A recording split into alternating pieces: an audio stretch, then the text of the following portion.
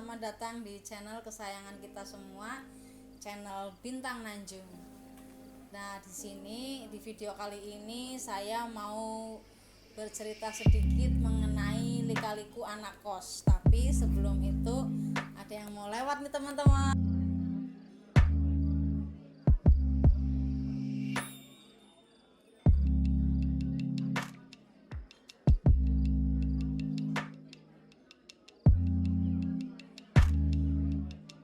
Tinggal sendiri dan jauh dari orang tua, kehidupan anak-anak kos memang selalu menarik untuk dibahas. Kebiasaan makan mie instan, ngutang ketika akhir bulan, sedih karena kangen rumah. Pokoknya ada-ada aja deh cerita seputar yang spesies yang satu ini. Nah, buat anak kos, mantan anak kos atau yang punya rencana untuk ngekos, simak di sini yuk teman-teman. Suka dukanya tinggal sendirian dan jauh dari orang tua.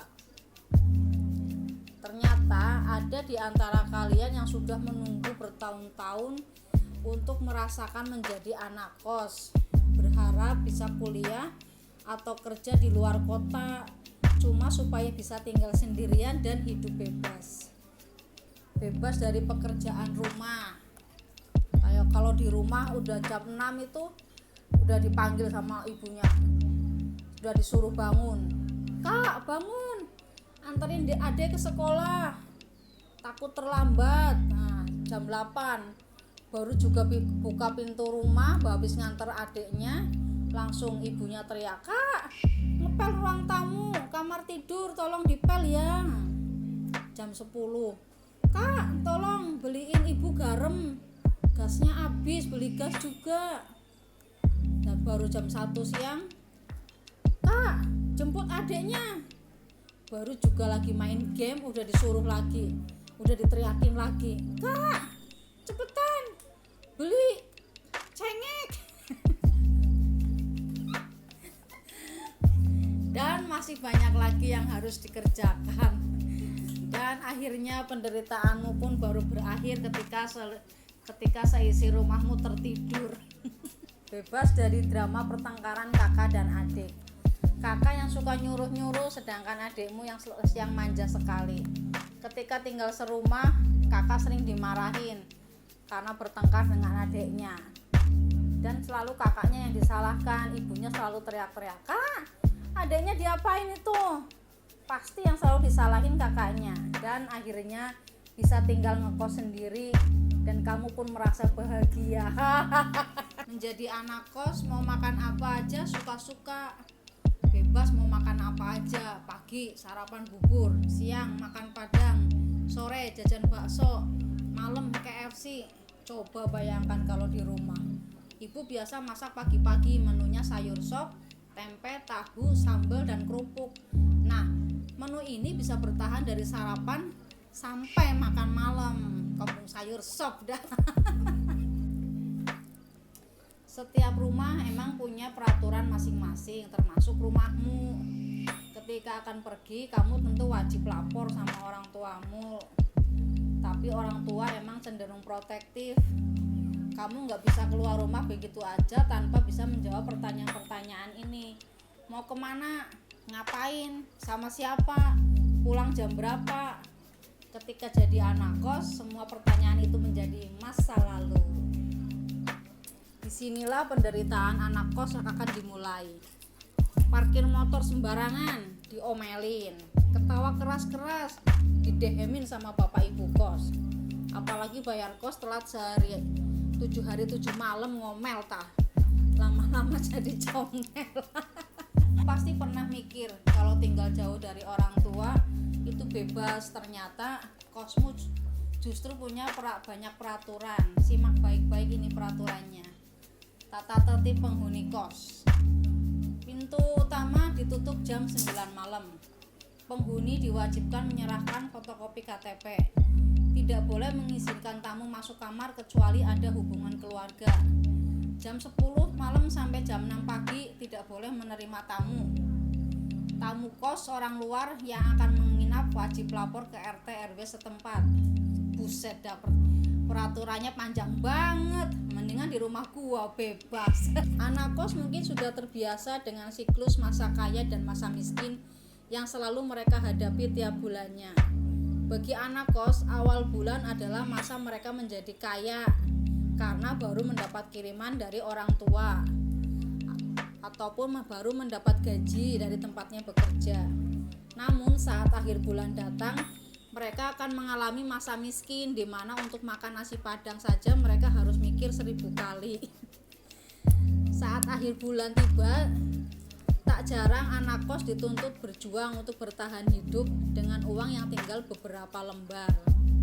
Nah, bagi kamu yang pernah merasakan makan pizza atau pasta di kafe ketika awal bulan, mulai melipir ke warteg, warung bakso ketika pertengahan bulan, dan pada akhir bulan mie instanlah yang jadi penyelamatmu.